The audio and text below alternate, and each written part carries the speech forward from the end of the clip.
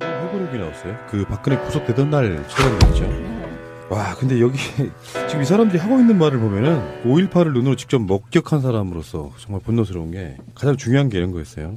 광주 사태 충격 가시기 전에 전 대통령이 된 것이 원죄다. 십자가를 지게 됐다. 이렇게 내용도 들어있고요. 자기가 십자가를 지게 됐다는 네. 거야. 어이가 없어. 광주에서 국군의 살상행위가 없었고 발표 명령은 존재하지 않은 것이 밝혀졌다. 이렇게도 이야기를 했고요. 뭐가 또 밝혀져. 비슷한 시기에 이순자도 자서전을 냈어요. 남편을 편드는 제목이야. 당신은 외롭지 않다야. 미치겠어. 이게 무슨 세트야? 그리고 최규하가 남편에게 후임하라고 권유까지 했다는 거예요. 이거 뭐 죽은 사람한테 물어볼 수도 없고. 자, 이 타이밍에서 우리 전두환 반란 수계로 대법원까지 재판을 가서 상고까지 가서 유죄 확정이 됐잖아요. 그렇죠. 그 판결문을 잠깐만 좀 내용만 요약해서 핵심적인 부분만 읽어드릴게요. 얼마나 이 인간들이 사기질을 하고 있는 건지 책으로 이거 사기죄 형성이 안 될까 모르겠어요. 광주 5.18 무력 진압에 대해서 재판부는 이런 입장이었어요. 원래 민주주의 국가의 국민은 주권자로서 또 헌법 제정 권력으로서 헌법을 제정하고 헌법을 수호하는 가장 중요한 소임을 갖는 것이므로 이러한 국민이 개인으로서의 지위를 넘어 집단이나 집단 유사의 결집을 이루어 헌법을 수호하는 역할을 일정한 시점에서 담당할 경우에는 이러한 국민의 결집을 헌법기관에 준하게 보호하여야 할 것이다. 따라서 이러한 국민의 결집을 강압으로 분쇄했다면 그것은 헌법기관을 강압으로 분쇄한 것과 마찬가지로 국헌문란에 해당한다고 보지 않으면 안 된다. 이런 입장을 내놨고요. 이거는 법정에서 읽어준 내용이에요. 판결문에 있는. 그리고 피고인 전두환에 대해서 이렇게 판결을 했어요. 피고인 전두환은 12.12 군사 반란을 주도하여 하극상의 방법으로 군의 기강을 파괴하였고 5.17 및 5.18 내란을 일으켜 힘으로 권력을 탈취하면서 많은 사람을 살상하고 군사 통치의 종식을 기대하는 국민에게 큰 상처를 주었으며 불법으로 조성한 막대한 자금으로 사람을 움직여 타락한 행태를 정치의 본령으로 만들었다. 그 죄가 크다고 하지 않을 수 없다. 그러나 대통령 재임 중 6.29 선언을 수용하여 요 부분은 조금 이제 봐주겠다 이런 뜻이고요. 권력의 상실이 곧 죽음을 의미하는 정치 문화로부터 탈피하여 권력을 내놓아도 죽는 일은 없다는 원칙을 확립하는 일은 구테타를 응징하는 것에 못지않게 이 시대에 꼭 필요한 일이다. 자고로 함장은 불살이라 하였으니 공화를 위하여 강일 등 하지 않을 수 없다. 이런 굉장히 철학적인 판결을 했고요. 피고인 전두환을 무기징역에 처하고 금 2,205억 원을 추징하며 피고인의 전두환에 대한 이 사건 공소 사실 중 계속 나머지는 무죄 판결을 내리는 부분 좀 있고요 해서 무기징역을 이 모든 사항에 대해서 그러니까 1212부터 시작해가지고 일해재단까지 포함한 모든 이 뇌물죄에 해당되는 것까지 살인죄에 해당되는 것까지 전체를 유죄 판결을 내린 거예요. 그러니 이 인간들이 전두환하고 이순자가 쓴 이 자서전에 나온 게 얼마나 심각한 사기극이냐는 거죠. 이게요, 책이 양이 적은 분량이 아니에요. 한 400페이지 이상 되는 것 같은데 3권이야, 3권. 그러니까 어마어마한 역사 소설을 만들어낸 거야, 지 마음대로. 이 직접 썼겠어요? 이거 보니까 저기 아들 계열사 쪽에서 찍어준 것 같은데. 시공사? 아니, 계열사. 그보다 하부 조직에서 이게 만들었대. 책 자체 발행은. 그러니까 시공사하고 연관된 재하청 회사에서 만들어준 건 맞는데, 문제는 이런 류의 출판이 자유롭게 된다는 것 자체가 우리나라가 정말 헌법 정신이 있는 출판과, 이게 토론의 자유를 허용하고 있는 거기 때문에 이게 가능하구나 싶은 생각에서는 이 사람은 정말 법의 혜택을 너무 많이 보내. 그러니까요. 이 사람은 지금 명종님이 읽어주신 것처럼 정확하게 법의 심판을 받았어요. 네, 그렇죠. 다 유죄가 인정이 된 거죠. 12.12 사태 때에서부터 시작해서 광주 쫙 해가지고 일해재단에 이르기까지 쫙 다 유죄가 인정이 되었고 그거를 퉁쳐서 무기징역 이렇게 된 거잖아요. 그렇죠. 예. 그런데 그게 지내놓고 나서 이 사람이 이제 딴소리를 지금 하는 건데 어떻게 해서 이 사람이 이렇게 딴소리를 할 수 있을까라고 생각을 해보면 그 사이에 어떤 사면으로 이제 이 사람이 나오게 된 거죠. 이제 김대중 정권 시절에 사면이 이루어졌던 건데 물론 그때도 막 대학생들이 엄청나게 반대하고 사면이 말이 안 된다라고 했었어요. 근데 어쨌든 그러고 나니까 이 사람이 뭐 다들 지났으니까 다 까먹었지? 뭐 기억하고 있는 사람들은 얼마 없지? 이러고서 지금 이따위 거짓의 팔만대장경을 써가지고서 이렇게 나오고 있는 거잖아요. 그러니까는 출판사 이름이 자작나무 숲이지. 아, 자작나무가 타는구나. 아니, 자작한 나무인 거지. 아, 그렇구나. 아주 모든 게 다 자작이구나. 근데 어쨌든 그래서 이 오늘의 어떤 교훈이랄까, 결론은 박근혜가 지금 저러고 있으면서 이제 재판을 받을 거잖아요. 그래서 이제 재판을 받아서 기결수가 된 이후에 저 사람이 나름 노려보는 것이 어떻게든 차기 정부 하에서 나 좀 사면 안 시켜주나? 사발면, 이러면서 사면 쪽을 열심히 타진을 해볼 거란 말이에요. 근데 정말 사면은 없다. 사면을 해주면, 사면발이가 아니라 하여간 사면을 해주면 이 사람네들이 나중에는 이와 같은 딴소리를 해댄다라는 거를 깊이 알아서 절대로 사면은 없다는 것을 못을 박아야 된다. 사면하면 탄핵당해요. 대통령 선거에 김대중 대통령이 되고 나서 며칠 후에 사면된 거거든요. 그러니까 사면의 주체는 김영삼인 건 맞는데 이를테면 다른 방송에서 이야기를 또 하겠습니다만 이회창 그 부분이 좀 관련이 있어요. 그 당시에 흐름이 뭐가 있냐면은 이회창이 선거 공약으로 두 사람 사면을 걸었던, 지금 정부하고 좀 비슷해요. 근데 그런 걸 왜 걸려고 했냐면은 김대중 정권이 탄생하려고 하는 바로 그 시점이었기 때문에 국민 화합적 차원에서 일단 공약 비슷하게 좀 내걸었던 측면이 있고요. 그러니까 김대중이라고 하는 희대의 빨갱이, 그 사람들이 보기에는 대통령이 된 것에 대한 불안감을 해소시키기 위해서 최대한 빨리 사면하면서 뭐 그런 측면이 있었고, 지금은 완전히 시기가 다르고요. 문제는 이제 5.18로 다시 돌아가면 이런 측면이 있는 거지. 그 당시에 신군부가 사실상 허수아비였던 최규하를 농락하고 하다시피 하면서 발포 명령권자가 누구냐에 대한 부분은 직속 상관으로 올라가서 밝혀지지 못한 부분이잖아요. 그러니까 누가 명령 개통에 있지 않은 누군가가 영향력을 행사했는데 그 당시에 군부 내의 역학 관계로 보면 전두환밖에 없었다는 게 정설이지 않습니까? 그러니까 당연하죠. 네. 그런데 이 사람이 너무 뻔뻔한 게 최규하가 그러니까 이게 이순자 말이에요. 최규하가 당시에 전두환에게 후임을 하라고 권유를 했대. 아니, 이 사람이 무슨 놈의 힘이 있어가지고 후임을 권유를 하고 나발, 이게 말이 안 되잖아요. 이때는 이미 전두환이 모든 권력을 다 장악한 상태에서 허수아비 상태의 최규하를 놓고 이거는 언제 내가 모가지를 치든 말든 이건 다 상관이 없는 상태였었어요.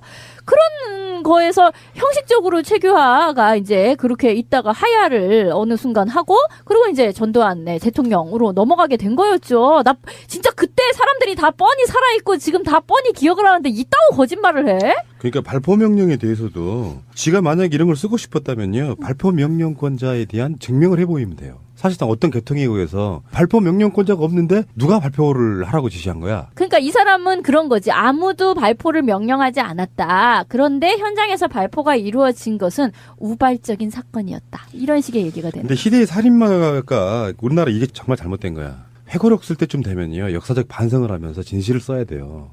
근데 역사적인 살인마가 자기가 발포 명령한 적 없다, 자기는 책임 없다, 그 모든 것들은 다 남 탓해버렸잖아요. 예를 들면 발포도 해당 군부대 애들이 알아서 한 거지. 대통령도 난 안 하고 싶었는데 최규하가 하라고 해서 했다. 말이 되는 소리냐고.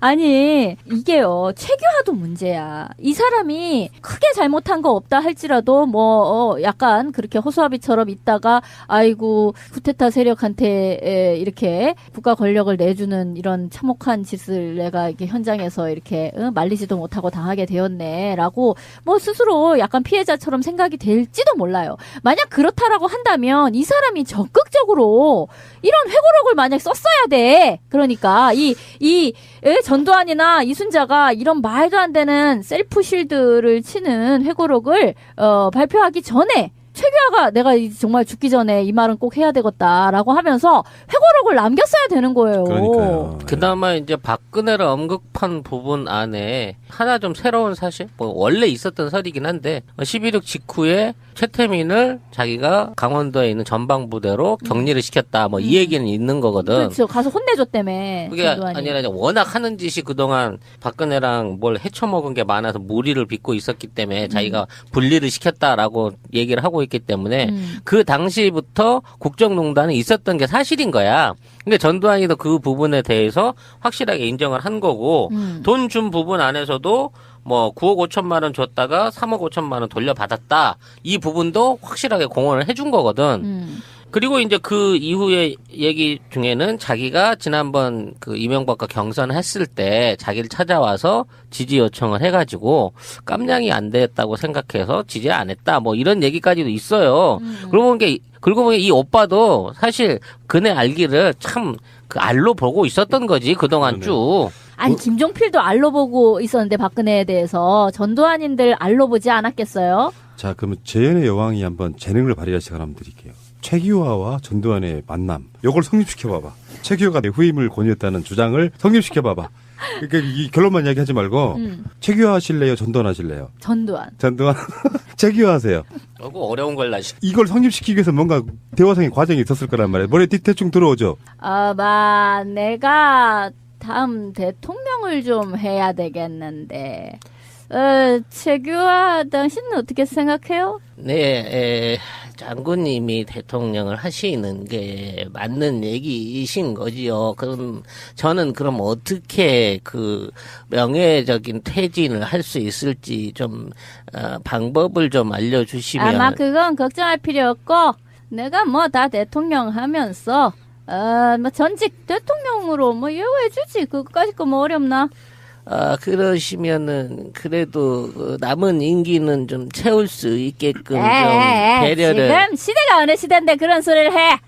아니 그러셔도 이 장군님이 당신이 뭐 한 거 있어? 아니 그래도 지금의 국민적인 저항을 받으실 수도 있고 그런 부분을 생각하시면 정의 사회를 구현해야 되는데 당신 같은 구태의연한 정치인은 필요 없고 이거 뭐야? 이거 이 총 이거 지금 나가나? 이거 총? 아닙니다. 그 장군님 그러면은 저 퇴임 이후에 구속이라든지 됐고 예우는 밥 먹고 살게 해줄게. 예, 꼭 좀 현찰로 좀 부탁을 드리도록 할게요. 쓸데없는 소리 하지 말고 당신 얼굴 퉁퉁하게 살 오를 수 있게 내가 해줄 테니까 걱정하지 말고 집에 가 있어. 그리고 저희 집사람한테는 제가 이렇게 물러난 게 아닌 거라고 이렇게 말씀을 좀 제가 집사람한테 혼나거든요. 이 얘기 그대로 다 하면. 꼬라지 사내라고. 됐어. 내가 알아서 해줄게. 예, 잘 좀 전화 한 통화 부탁드려요. 근데 네. 결정적으로는 그 이야기가 안 나왔어요. 어떻게든지 최기화 입에서 그 전 장군이 대통령을 했으면 좋겠다라고 권유를 하는 장면이 나와야지. 그러니까 자기가 살기 위해서라도. 그래. 당신 그래도 나한테 해줄 일이 하나 있어. 그래도 뭐 형식적이기는 하지만 당신이 다음을 뭐 나한테 뭐 했으면 좋겠다라든가 그거 알아서 얘기를 좀 해봐. 아니 그러시면은 제가 또 이게 총을 맞거나 갑자기 불기에 객이 되면 정권의 저항이 있으니까. 말을 왜 그렇게 못 믿어? 내가 아무나 죽이는 줄 알아? 다 죽일만 하니까 죽이는데 당신은 깜냥이 안 돼. 총알이 아까워. 그러시면 제가 하야를 통해서 명예로운 퇴진을 진행을 하고 우리 장군님께서 이 나라를 영도해 주시는 그런 방법이 좋을 것으로 생각이 되네요. 네. 그래. 여기 지장 찍어. 지금까지 볼 수 없었던 그 찌질한 연기, 최규하의, 저거 압권이었고요. 야, 황진미님은 제 느낌에는 그런 거야. 역시 평론가보다는 배우를 했어야 돼. 야, 어떻게 전직 대통령들에 대한 그 빙의가 이렇게 잘 되냐? 전두환, 박근혜. 이 권력자 앞에 펴주면 큰일 날 사람이야, 이 사람. 내가 봤을 때 완장샷 사람이야, 이 사람이. 이 사람이 정미용 때부터 내가 심상치 않은 걸 느꼈다니까. 정미황? 자, 어쨌건 뻔뻔하네요. 정말로 뻔뻔하네요. 여러분들이 보셨겠지만 거기에 대한 역사적 과오에 대해서 정말로 역사 앞에 석고되지 않은 마음으로 써야 되잖아요. 자서전을. 아니 그렇게 억울하면 재심 청구를 하든지. 요즘 재심도 많이 하는데. 그러니까. 맞아. 재심 청구가 답이네요. 그러면 억울하면 해야 돼요. 우리가 해야 되겠어. 우리가 해서 다시 특별법으로 특검을 하는 거야. 아직 생존자들 남아있다고 하수인들. 근데 전두환 입장에서 보면은 박근혜는 정말 마음에 안 들었던 그러니까 그런 거 있을 거야. 그 주인집에 머슴으로 있던 놈이 주인집 딸한테 막 밟히다가 그 주인집 딸이 나중에 나이 먹어가지고 구속되던 날 자서전을 딱 내놓으면서 거기에 제대로 디스를 한번 해버리는 박근혜 자체가 인간관계를 참 못했다. 뭐 이렇게도 볼 수 있을 것 같아요. 나도 호구로 보였나 보지. 우리가 한 가지 좀 다시 깊이 생각해야 되는 게 뭐가 있냐면요. 전두환이 그 상고까지 가가지고 무기징역 확정된 거에서 검사가 공소장에서 한 가지를 빼놓고 안 넣은 게 있어요. 뭐요 그게? 일부러 안 넣었어요. 뭐냐 하면 그게 5.18 광주에서 그 사격 지시, 발포 총소라는 명령? 발포 명령을 누가 내렸는지를 공소장에서 빼서 안 넣었어요. 자, 그럼 한 가지 건의하는 게 전두환은 재심 청구하시고 특검에서 발포자를 찾아내는 특검을 만들어서 특검도 필요하겠다. 해서 재조사를 하는 거예요. 그래가지고 반일륜 범죄로 다스리는 거예요. 사형으로. 재심 받아서 재심해가지고. 사연하는 재심 걸로. 청구하게 하고 네. 사형으로 다스리는 거예요. 사면 없는 사형. 네. 최근에 왜 헬기에서 기총조사 나왔잖아. 것도 기총소사 나왔고요. 나왔잖아요. 그러니까 그 부분이 공소장에서 빠져 있어요. 발포 명령권자가 누구였는지가 공소장에서 빠져 있기 때문에 얘네들이 지금 그렇게 발포 명령권자 아니었다라고 우기고 있는 거거든요. 그 검찰에서 그때 그걸 밝혀내기가 재심해야 힘이 되겠는데? 부족하니까 힘이 부족하니까 않는 거예요. 그때 그러고도 무기징역이었는데 예. 그렇죠. 그거를 안고를 싹 집어넣으면 사형 이렇게 되는 거네요. 그러네. 얼마 안 남았지만 이 사람을 사형으로 보내드리는 참 그게 정말 전직 대통령에 대한 예우인 것 같아요. 그러니까 세월호 사건의 핵심은 침몰 원인 이런 것처럼 네. 지금 5.18도 자기 나라의 군인들이 국민들을 향해서 총을 쏴서 수백 명 이상의 사람들을 죽인 거거든요. 그렇죠. 그런 상태라 그러면 발포 명령자를 찾지 않고 사건을 덮을 수는 없고요. 예. 어떤 보상이 내려와도 거기는 역사적 과제로 남아 있는 거거든요. 그럼요. 예. 이 시점에서 돌아가실 날이 불과 얼마 안 남은 전직 대통령이 이런 거 글 써대면서 국민들 농락하는 건 확실히 우리 법에 문제, 역사적 청산에도 문제가 저는 있다고 생각이 드네요. 근데 이걸 돈 주고 사는 사람이 있을까? 이걸로 돈 벌려고 하겠어요? 돈 벌려고 파는 건 아니고 자기 간에는 지가 억울한 점이나 이런 것들을 명예회복 한답시고 하는 건데 이게 내가 보기에는 인지 부조화라고 생각이 들어요. 최근에 어린이 위인집 전집이 있는데요. 거기 나온 위인집 전집에 박근혜가 들어있답니다. 헐. 네, 그래서 서점 측이 그 옆에다가 보조 안내문을 붙였대요. 네, 박근혜 그쪽 부분은 빼드릴 수 있습니다. 아니 그 책을 전집 개발한 회사 기획자가 도대체 기획자가 누구요? 진짜 멍청한답니다. 미친 거 아니야? 그리고 운때도 안 맞는 거죠. 그러네. 운때가 안 맞는 거. 아니. 그거 쓸모없는 거예요. 전집이. 아니 필요도 없지만 어떻게 그 사람을 위인으로 생각할 수가 있어요? 아니 이건 뭐 진영 이런 것과 다 관계없이 그 사람 지금 대통령 그러니까 지금 이렇게 탄핵이 안 됐더라면 지금 계속 대통령을 하고 있었겠죠. 근데 임기 중에 있는 대통령을 어린이 위인의 그 목록에 넣는다는 것 자체가 도대체 뭐야? 무슨 생각이야? 아니 뭐 반기문도만 올라왔어. 위를 개뿔. 을 열심히 타진을 해볼 거란 말이에요. 근데 정말 사면은 없다. 사면을 해주면 사면 발의가 아니라 하여간 사면을 해주면 이 사람네들이 나중에는 이와 같은 딴소리를 해댄다라는 거를 깊이 알아서 절대로 사면은 없다는 것을 못을 박아야 된다. 사면하면 탄핵당해요. 대통령 선거에 김대중 대통령이 되고 나서 며칠 후에 사면된 거거든요. 그러니까 사면의 주체는 김영삼인 건 맞는데 이를테면 뭐 다른 방송에서 이야기를 또 하겠습니다만 이회창 그 부분이 좀 관련이 있어요. 그 당시에 흐름이 뭐가 있냐면은 이회창이 선거 공약으로 두 사람 사면을 걸었던 지금 정부하고 좀 비슷해요. 근데 그런 걸 왜 걸려고 했냐면은 김대중 정권이 탄생하려고 하는 바로 그 시점이었기 때문에 그 국민 화합적 차원에서 일단 공약 비슷하게 좀 내걸었던 측면이 있고요. 그러니까 김대중이라고 하는 그 희대의 빨갱이 그 사람들이 보기에는 대통령이 된 것에 대한 불안감을 해소시키기 위해서 최대한 빨리 사면하면서 뭐 그런 측면이 있었고 지금은 완전히 시기가 다르고요. 문제는 이제 5.18로 다시 돌아가면 이런 측면이 있는 거지. 그 당시에 신군부가 사실상 허수아비였던 최규하를 농락하고 하다시피 하면서 발포 명령권자가 누구냐에 대한 부분은 직속 상관으로 올라가서 밝혀지지 못한 부분이잖아요. 그러니까 누가 명령 개통에 있지 않은 누군가가 영향력을 행사했는데 그 당시에 군부 내의 역학 관계로 보면 전두환밖에 없었다는 게 정설이지 않습니까? 그러니까 아니, 당연하죠. 무기징역을 이 모든 사항에 대해서 그러니까 1212부터 시작해가지고 일회재단까지 포함한 모든 그 뇌물죄에 해당되는 것까지 살인죄에 해당되는 것까지 전체를 유죄 판결을 내린 거예요. 그러니 이 인간들이 전두환하고 이순자가 쓴 이 자서전에 나온 게 얼마나 심각한 사기극이냐는 거죠.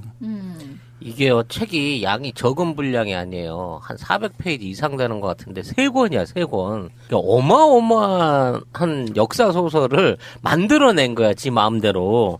이 직접 썼겠어요? 이거 보니까 저기 아들 계열사 쪽에서 그렇겠네. 찍어준 것 같은데. 시공사? 아니 계열사. 그보다 하부 조직에서 이게 만들었대. 책 자체 발행은 그러니까 시공사하고 연관된 제하층 회사에서 만들어준 건 맞는데 문제는 이런 류의 출판이 자유롭게 된다는 것 자체가 우리나라가 정말 헌법 정신이 있는 출판과 이게 토론의 자유를 허용하고 있는 거기 때문에 이게 가능하구나 싶은 생각에서는 이 사람은 정말 법의 혜택을 너무 많이 보내. 그러니까요. 이 사람은 지금 명종님이 읽어주신 것처럼 정확하게 법의 심판을 받았어요. 네, 그렇죠. 다 유죄가 인정이 된 거죠. 12.12 사태 때에서부터 시작해서 광주 쫙 해가지고 이례재단에 이르기까지 쫙 다 유죄가 인정이 되었고 그거를 퉁쳐서 무기징역 이렇게 된 거잖아요. 그렇죠. 예. 그런데 그게 지내놓고 나서 이 사람이 이제 딴소리를 지금 하는 건데 어떻게 해서 이 사람이 이렇게 딴소리를 할 수 있을까라고 생각을 해보면 그 사이에 어떤 사면으로 이제 이 사람이 나오게 된 거죠. 이제 김대중 정권 시절에 사면이 이루어졌던 건데 물론 그때도 막 대학생들이 엄청나게 반대하고 사면이 말이 안 된다라고 했었어요. 근데 어쨌든 그러고 나니까 이 사람이 다들 지났으니까 다 까먹었지?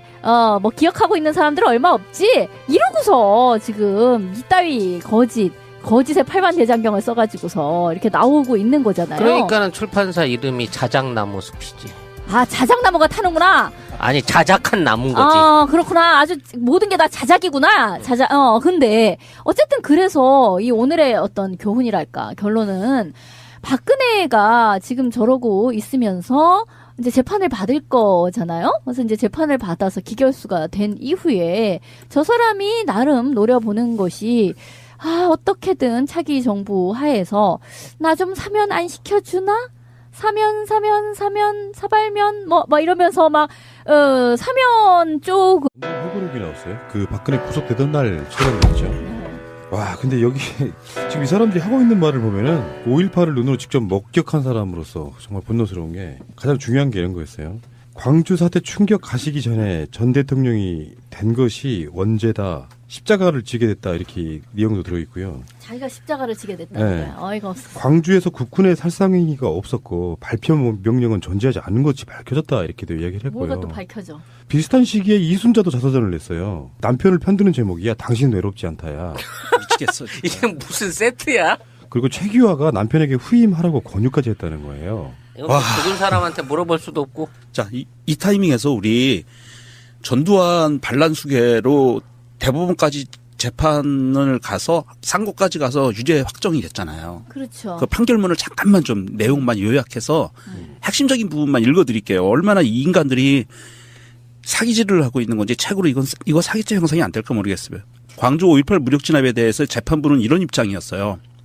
원래 민주주의 국가의 국민은 주권자로서 또 헌법 제정 권력으로서 헌법을 제정하고 헌법을 수호하는 가장 중요한 소임을 갖는 것이므로 이러한 국민이 개인으로서의 지위를 넘어 집단이나 집단 유사의 결집을 이루어 헌법을 수호하는 역할을 일정한 시점에서 담당할 경우에는 이러한 국민의 결집을 헌법기관에 준하게 보호하여야 할 것이다. 따라서 이러한 국민의 결집을 강압으로 분쇄했다면 그것은 헌법기관을 강압으로 분쇄한 것과 마찬가지로 국헌문란에 해당한다고 보지 않으면 안 된다. 이런 입장을 내놨고요. 이거는 법정에서 읽어준 내용이에요. 판결문에 있는. 그리고 피고인 전두환에 대해서 이렇게 판결을 했어요. 피고인 전두환은 1212 군사 반란을 주도하여 하극상의 방법으로 군의 기강을 파괴하였고 5.17 및 5.18 내란을 일으켜 힘으로 권력을 탈취하면서 많은 사람을 살상하고 군사 통치의 종식을 기대하는 국민에게 큰 상처를 주었으며 불법으로 조성한 막대한 자금으로 사람을 움직여 타락한 행태를 정치의 본령으로 만들었다. 그 죄가 크다고 하지 않을 수 없다. 그러나 대통령 재임 중 6.29 선언을 수용하여 요 부분은 조금 이제 봐주겠다 이런 뜻이고요.